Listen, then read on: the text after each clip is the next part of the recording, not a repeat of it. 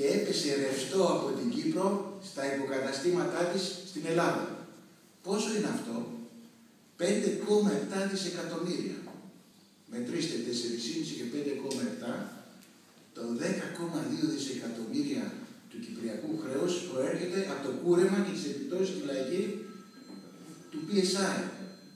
Και να συμπληρώσω. Πόσο εκτιμούσαν ότι είναι η αξία των υποκαταστημάτων των κυπριακών τραπεζών στην Ελλάδα? 2,3 δισεκατομμύρια. Πόσο τα αγόρασε η τράπεζα Πειραιώς με τα δικά μας λεφτά, και θα τα πούμε αυτά μετά, με 524 εκατομμύρια. Δηλαδή, μετρήστε, 12 δισεκατομμύρια χρέος της Κύπρου προέρχεται από το κόψιμο των ομολόγων του PSI που θα απεφάσει η Αθήνα, από τα 5,7 δισεκατομμύρια που δόθηκαν στη Λαϊκή Τράπεζα, την Αθήνα. Είναι δύσκολη η ακουστική εδώ. Δεν πειράζει. Και από τα 2 δισεκατομμύρια λιγότερο η αξία πώλησης των κυπριακών παραρτημάτων και υποκαταστημάτων στην Ελλάδα. Το σύνολο πάνω από 12 δισεκατομμύρια. Σχεδόν όλο το χρέος της Κύπρου.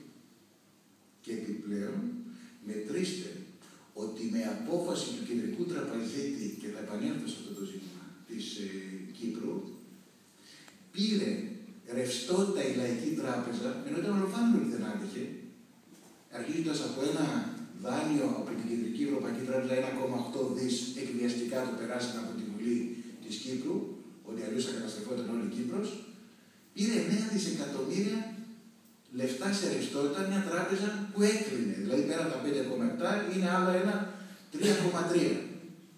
Θέλετε να κάνετε το άθροισμα. 15 προς 16 δισεκατομμύρια. Κόστησε η τάχα σωτηρία της Λαϊκής Τράπεζας, δηλαδή των τραπεζιτών, και το κούρεμα των ελληνικών ομολόγων πάλι των τραπεζιτών. Δεν ξέρω αν φταίει το μοντέλο της Κύπρου γενικά.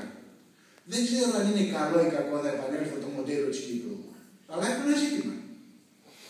Το σύνολο του χρέους, αριθμητικά, μπορεί να προέρχεται διαφορετική σύνδεση, αλλά λέω αριθμητικά, προέρχεται από το PSI και τη σωτηρία της Λαϊκής Τράπεζας. Και περί αυτού ουδής μιλάει για τις ευθύνες των τραπεζών. Και τι άλλο κάνανε?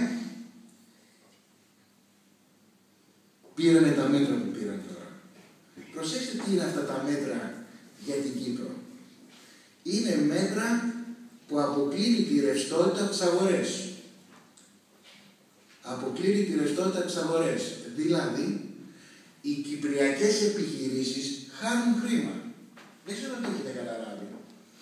Όταν εγώ έχω 1 εκατομμύριο καταθέσει σε επιχείρηση Α για να πληρώσω τους μισθούς, για να αγοράσω υλικά απ' έξω, για να κάνω τις εξαγωγές μου, και με αφήνει σε 100.000, δεν συζητάμε με σωστό ή λάθος, αν είναι δίκαιο ή άδικο, συζητάω την επίπτωσή του. Την άλλη μέρα δεν έχω λεφτά να κινήσω την επιχείρησή μου. Δεν χρειάζεται μεγάλη σοφία για να καταλάβει κανείς ότι δεν βγαίνει. Τι είναι, ρε παιδιά? Καλά κάθονταν εκεί. Δεν κατάλαβα. Θέλεις παρέα, να τα λες.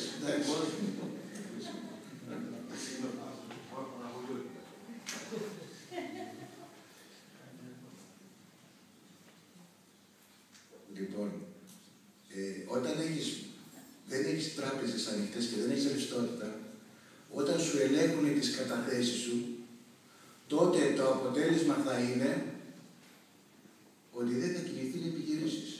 Θα έχεις μεγάλη ανεργία. Θα πας δηλαδή στην ύφεση. Προσέξτε, υπολογίζαν την ύφεση για την Ελλάδα τα 2 πρώτα χρόνια στο 6 με 7% και βγήκαμε ήδη στο 25%. Στην Κύπρο υπολογίζουν την ύφεση για τα 2 πρώτα χρόνια στο 25%. Λέτε να είναι λιγότερο ή περισσότερο? Και τι σημαίνει αυτό σε ανεργία? Τι σημαίνει σε επιχειρήσεις που κλείνουνε?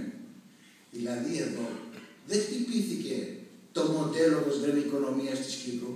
Χτυπήθηκε ο πυρήνας της οικονομίας της Κύπρου. Αλλά το πρόβλημα, τονίζουμε εμείς, δεν είναι μόνο οικονομικό, είναι πολιτικό. Έσπασαν οι σχέσεις σε έναν βαθμό Κύπρου-Ρωσίας. Προσπάθησαν όλοι, ασφαλώς η Ρωσία, να θυμίσω, πάει στην παλιά ρεαλιστική άποψη.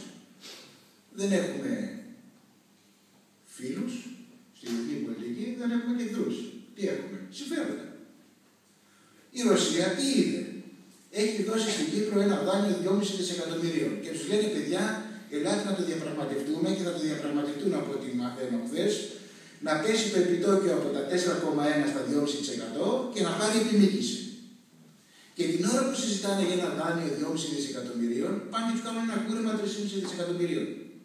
Και προσέξτε, όταν κάναν κουρέματα στις δυτικές τράπεζες το καλοκαίρι του 2011, η Μέρκελ συνεννοείται και διαπραγματευόταν επί 2 μήνες με τον κύριο Νταλάρα.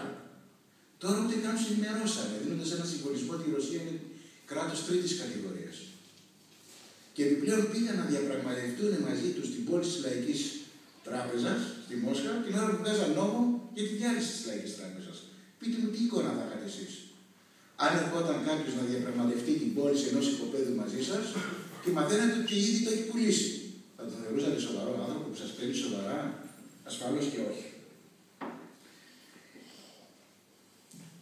Επίσης, το πιο ανησυχητικό, παρά τα καλά λόγια που λέγονται, είναι η αποσύνδεση ανάμεσα στην Κύπρο, στη Λευκοσία και στην Αθήνα. Δεν είδαμε κάποια στιγμή η κυβέρνηση της Αθήνας να βγαίνει να προστατεύει την Κύπρο.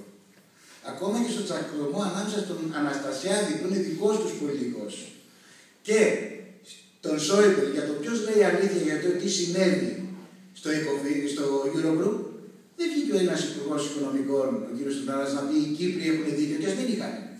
Ας σου κάνει μια χάρη, να πει ρε παιδιά, αδέρφια, αν είχαν δίκιο, μην τους τριμώχνετε. Και επίσης δεν υπερασπίστηκαν κάποια στιγμή οποιοδήποτε από τα αιτήματα των Κυπρίων. Δεν στήριξαν την Κύπρο στα δύσκολα. Και το ερώτημα είναι, γιατί δεν τη στήριξαν? Διότι αυτοί που έχουν το πάνω χέρι στη χώρα μας σκέφτονται με βάση τα στενά δικά τους συμφέροντα και όχι τα συμφέροντα της Ελλάδος και της ελληνικής κοινωνίας. Και γιατί σκέφτονται με αυτόν τον τρόπο? Σκέφτονται με αυτόν τον τρόπο για ιστορικούς λόγους. Αυτή την ομάδα που ελέγχει την ελληνική κοινωνία, και η οποία είναι, ας πούμε, 40-50 μεγάλες οικογένειες και άλλες 2.000 που είναι συνδεδεμένες μαζί τους, ο καλός Αριστοτέλης, το θυμόσαστε Έλληνας ήταν αυτός, ήταν ξενοκίνητος, ο καλός Αριστοτέλης τους ονόμαζε ολιγαρχία. Γιατί τους ονόμαζε ολιγαρχία? Διότι έθεταν τα δικά τους συμφέροντα τα στενά πάνω από τα συμφέροντα της χώρας και της κοινωνίας. Γιατί τα θέτουν αυτοί οι άνθρωποι από πάνω? Γιατί, ας πούμε, σε άλλες χώρες και πλούσιοι άνθρωποι είναι διατεθειμένοι να συμβάλλουν στη σωτηρία